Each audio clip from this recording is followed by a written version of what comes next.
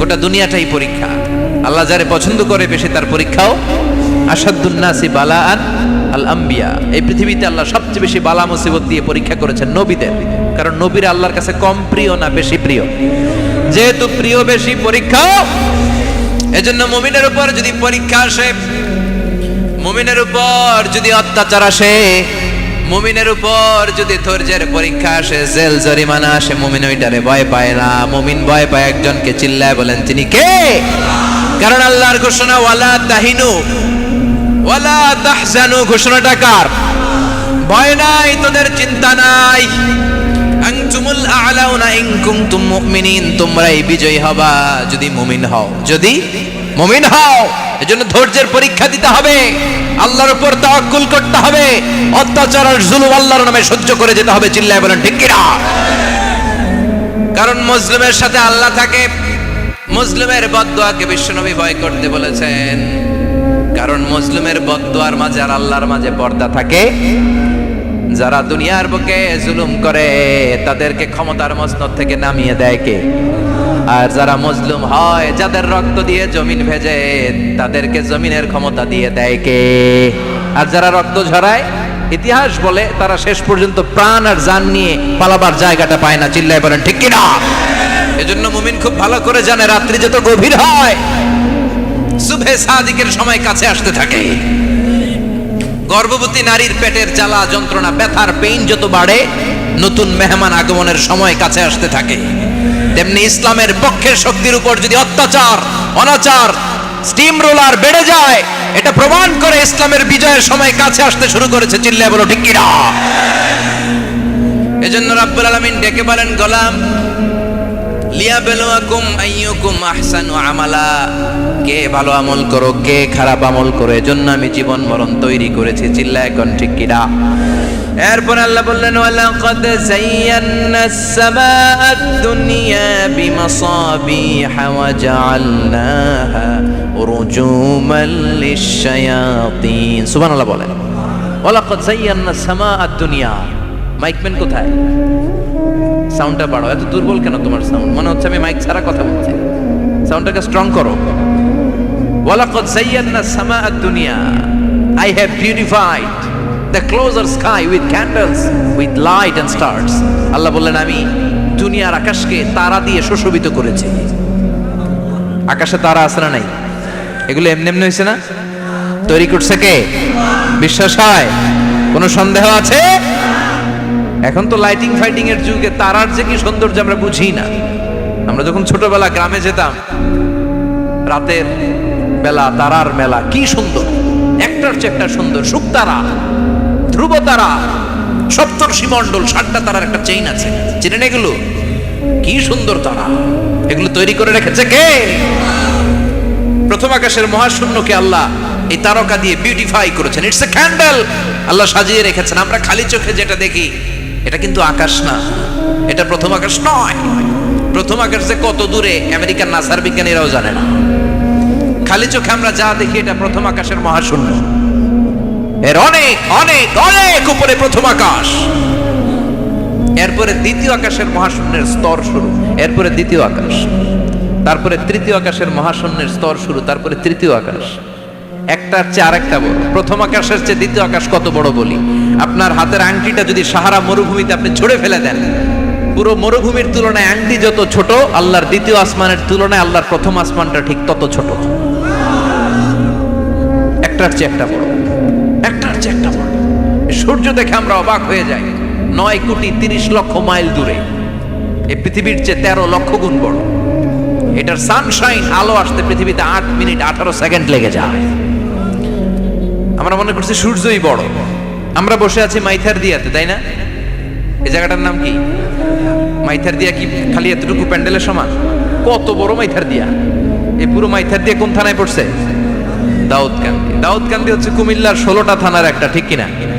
16 থানা মিলে কুমিল্লার একটা জেলা। এরকম কয়টা জেলা আছে? 64 জেলা। এই 64 জেলা মিলে আমাদের সুজলা সুফলা, শস্য শ্যামলা, ডিজিটাল বাংলাদেশ। কথা কন। আর বাংলাদেশ হচ্ছে পৃথিবীর সবচাইতে বড় দেশ। হ্যাঁ, 64 জেলা, এরপরে ছোট। যাদের অ্যাটলাস ম্যাপ নিয়ে যাদের ধারণা আছে তারা দেখবেন বাংলাদেশ এই শব্দটা লেখার জায়গাও আমরা পাই না। মানচিত্রে বাংলাদেশ শব্দটা লেখার জায়গা পায় না। বিআরএ উঠে যায় ইন্ডিয়ার উপর, আর ডিএসএচ উঠে যায় আবার ইন্ডিয়ার উপর। মাঝখানের দুইটা অক্ষর বাংলাদেশের উপরে পড়ে। চিল্লায় বলেন ঠিক কিনা? কত ছোট দেশ, পাশের ইন্ডিয়া 20-25 গুণ বড়। ইউরোপ আমেরিকার অনেক দেশ আছে, আমেরিকায় বাংলাদেশের চেয়ে শতগুণ বড়, কানাডা কয়েকশো গুণ বড়, রাশিয়া কয়েকশো গুণ বড়। এরকম প্রায় 200 দেশ নিয়ে পৃথিবীর স্থলভাগ, আর 70% হচ্ছে শুধু পানি। এই সব মিলে আমাদের এই পৃথিবী। আর এত বড় পৃথিবীর চেয়েও নাকি সূর্য 13 লক্ষ গুণ বড়। তার মানে সূর্যই বড় না, সূর্যের চেয়ে অনেক বড় তারা আছে। সূর্যের পরে পৃথিবীর সবচেয়ে কাছের যে তারা বা স্টার, ওটার নাম হচ্ছে প্রক্সিমা সেন্ট্রাই। নাম কি? প্রক্সিমা সেন্ট্রাই। এরপরে আলফা সেন্ট্রাই এ, আলফা সেন্ট্রাই বি, ইটা ক্যারিনা, বেটেলজিউস, এরকম একটার পর একটা তারা।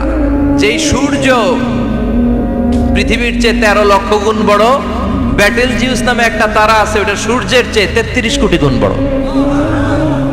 তার মানে কি বেটেলজিউসই সবচেয়ে বড় না? ছোট্ট একটা তারা। এই বেটেলজিউসকে খেয়ে ফেলাইতে পারে এরকম 1000 কোটি গুণ বড় সাইজের তারা আছে না নাই? এরকম কয়েক বিলিয়ন তারা নিয়ে আমাদের গ্যালাক্সি গঠিত। আমাদের গ্যালাক্সি, এটার নাম মিল্কি ওয়ে। এটার নাম কি? আমাদের গ্যালাক্সি। এই গ্যালাক্সিতে আমাদের অবস্থান। এরকম কত হাজার কোটি গ্যালাক্সি আছে আমেরিকার নাসার বিজ্ঞানীরাও জানে না। আমাদের গ্যালাক্সির সবচেয়ে কাছের যে গ্যালাক্সি, ওই গ্যালাক্সিটার নাম হচ্ছে অ্যান্ড্রোমেডা। কি নাম? অ্যান্ড্রোমেডা। আমাদের গ্যালাক্সি থেকে কেউ যদি কাছের গ্যালাক্সি অ্যান্ড্রোমেডাতে যেতে চায়, তার 2.5 মিলিয়ন লাইট ইয়ার্স সময় লেগে যাবে। কথাটা কঠিন হয়ে গেছে, আমি ভেঙে বলি, তারপরে সুবহানাল্লাহ কই। আমাদের গ্যালাক্সির নাম মিল্কি ওয়ে। মিল্কি ওয়ে থেকে যদি কেউ অ্যান্ড্রোমেডাতে যেতে যায়, কত সময় লাগবে? 2.5 million light year. Light year মানে আলোকবর্ষ।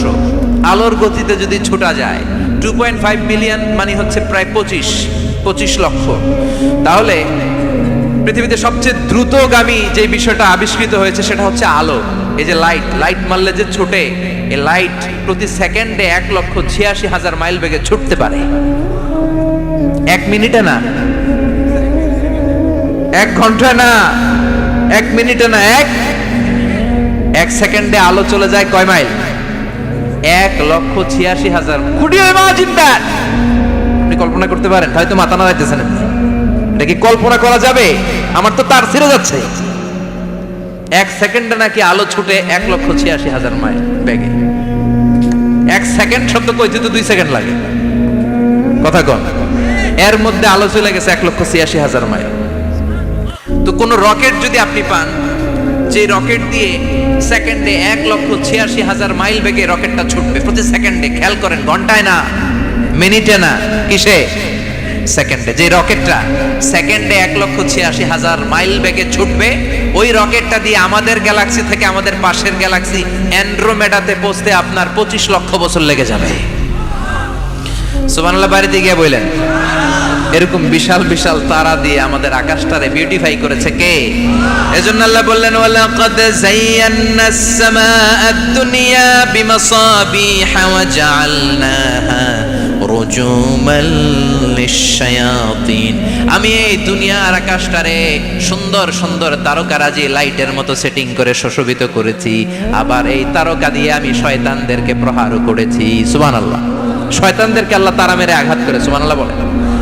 এরপরে এই সূরার প্রথম রুকুর শেষে আল্লাহ বললেন, ওয়াসিররু কাওলাকুম আও ইজহারু বিহি ইন্নাহু আলিমুম বিযাতিস সুদূর আলা ইয়ালামু মান খালাকা ওয়া হুয়াল লাতীফুল খাবীর। আল্লাহ বললেন, ওয়াসিররু কাওলাকুম, তোমরা যদি গোপনে কথা বলো, আও ইজহারু বিহি, কিংবা স্পষ্ট করে বলো, সব শুনে কে? আপনি যেমনি বলেন শুনবে কে?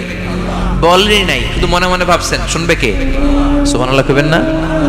সাত আকাশের উপরে, আরশের উপরে তার অবস্থান, সাত জমিনের নিচে কোনো গোপনতম প্রকোষ্ঠে, কোনো ছোট্ট বাক্সের ভেতরে যদি কোনো পিপিলিকা নীরবে হেঁটে যায়, আল্লাহ বলে আমি ওই পিঁপড়ার হেঁটে চলার পায়ের আওয়াজটাও শুনতে পাই। এজন্য কেউ যেটা শোনে না, শুনে কে? এরপর আল্লাহ বললেন, হুয়াল্লাযী জাআলা লাকুমুল আরদা যালুলান ফামশু ফি মানাকিবিহা ওয়া কুলু মির রিজকি ওয়া ইলাইহিন নুশুর। সুবহানাল্লাহ বলেন। আল্লাহ ডেকে বললেন, গোলাম তোমাদের জন্য জমিনটারে আমি বিছানা বানিয়েছি। আল্লাযী জাআলা লাকুমুল আরদা ফিরাশা, জমিনটারে বিছানা বানিয়েছে কে? এই বিছানার মতো সমতল জমিন দিয়ে তোমরা হেঁটে বেড়াও, চলে বেড়াও, হেলে দুলে পড়ার সুযোগ নাই, ঠিক কিনা? এই যে মাইথার দিয়ে আর আজকের যে ময়দান, এটা যদি বিছানার মতো সমান না হয়তো বসতে পারতেন? কথা কন। এই ময়দানের প্যান্ডেলের এদিক দিয়ে উঁচা, এদিক দিয়ে গর্ত, এদিক দিয়ে নিচা, এদিক দিয়ে খাড়া, কেমন হইতো? কথা কন। কেউ আমারে দেখতো, কেউ দেখতো না, কেউ দাঁড়াইয়া, কেউ বৈশা, আছে না নাই? কিন্তু জমিনটারে সমতল বানালো কে? আপনি যদি বিমান থেকে যদি আপনি দেখেন, বিমানের গ্লাস দিয়ে, জানলা দিয়ে যদি আপনি নিচের দিকে তাকান, আপনি দেখবেন মনে হবে পুরো জমিনটাকে আল্লাহ সবুজ কার্পেট দিয়ে কার্পেটিং করে রেখেছে। এই সৌন্দর্য দিয়েছে কে? আবার রব্বুল আলামিন বলেন, জমিনটারে সমান দেখে, কার্পেটিং দেখে মনে করো না তোমরা বেঁচে গিয়েছো। আমার দেয়া বিধান আমার জমিনে যদি কায়েম করতে না পারো, এই কার্পেটিং করা জমিনের ভেতরে আযাব আছে না নাই? এই পুরো জমিনের ভেতরে আছে আগুন আর আগুন। আগ্নেয়গিরির অগ্নুৎপাত জ্বালামুখে বিস্ফোরণ করে দিয়ে গোটা বিশ্বটারে মুহূর্তে মেসাকার করে দিতে পারে কে? এজন্য আল্লাহ ডেকে বললেন, গোলাম আমিনতুম মান ফিস সামাই আন ইয়াখসিফা বিকুমুল আরদা ফাইযা হিয়া তামুর, তোমরা কি ভেবেছো নাকি বেঁচে যাবা? আমি চাইলেই পুরো জমিনটারে কাঁপিয়ে দিতে পারি। আইয়াখসিফা বিকুমুল আরদ, খাসাফ মানে ল্যান্ডস্লাইড। খাসাফ মানে কি? ল্যান্ডস্লাইড, ভূমিধস, ভূকম্পন, আর্থকোয়েক, আছে না নাই? বাংলাদেশে তো ভূমিকম্প হয় না, না? টের পাইছেন? মাঝে মাঝে মাঝরাতে হয় না? 3টার দিকে নিজেই দৌড় দিব না, বাচ্চারা লইয়া দৌড় দিব, লুঙ্গি পইরা দৌড় দিব না, লুঙ্গি ছাড়া দৌড়াম, কথা কর। এই ভূমিকম্প আছে না নাই? আল্লাহ বলে, মনে করো না জমিনটা সমতল, কার্পেটিং করে দিয়েছি, এই কার্পেটিং এর ভিতরেও আগুনের দলা আছে না নাই? আবার আল্লাহ বললেন, আমিনতুম মান ফিস সামাই আন ইউরসিলা আলাইকুম হাসিবা, নিচে যেমনি কার্পেটিং করা জমিনের ভেতরে অগ্নুৎপাত রেখে দিয়েছি, মাথার উপর থেকে আযাব দেওয়ার সুযোগ আছে না নাই? চাইলে আল্লাহ অগ্নি বৃষ্টি দিতে পারে, আগুন বৃষ্টি দিতে পারে, ঠান্ডার বজ্রপাত দিতে পারে। আপনারা লূত আলাইহিস সালামের কওমের নাম শুনেছেন? তারা হোমোসেক্সুয়ালিটি, সমকামিতা করত, ফলে আল্লাহ তাআলা বিশাল এক চিৎকার মেরে সাইয়েদনা জিবরাইলের মাধ্যমে পুরো জমিনটারে শেষ করে দিলেন। ফাজআলনা আলিয়াহা সাফিলাহা ওয়া আমতারনা আলাইহিম হিজারাতাম মিন সিজিল, তাদের অপকর্মের কারণে জর্ডানের ওই এলাকাটাকে আল্লাহ বললেন, জিবরাইল এলাকাটারে হাতে তুলে নে, আকাশের উপরে তুলে পুরো এলাকা সহ মানুষ সহ জমিনের মধ্যে কেড়ে দে। জমিনের নিচের মাটি উপরে নিয়ে গেল কে? উপরের মাটি নিচে নিয়ে গেল কে? পুরো জায়গাটা এখন ডেড সি হয়ে গেছে। কি সি? ডেড সি নাম শোনেন নাই বোধহয়? আজকে শুনে রাখেন, এটারে বলে মৃত সাগর। এটা গজবের জায়গা, ওখানে মানুষও ডুবে না। লবণের ডেনসিটি, সল্টের ডেনসিটি এত হাই, এই পানির মধ্যে এত গজব, এর মধ্যে কোনো মাছ জন্মায় না, চিংড়ি জন্মায় না, কাঁকড়া জন্মায় না, ব্যাঙ হয় না, শ্যাওলা হয় না, কিচ্ছু বাঁচে না। এটা গজবের জায়গা, চিল্লায় বলেন ঠিক কিনা?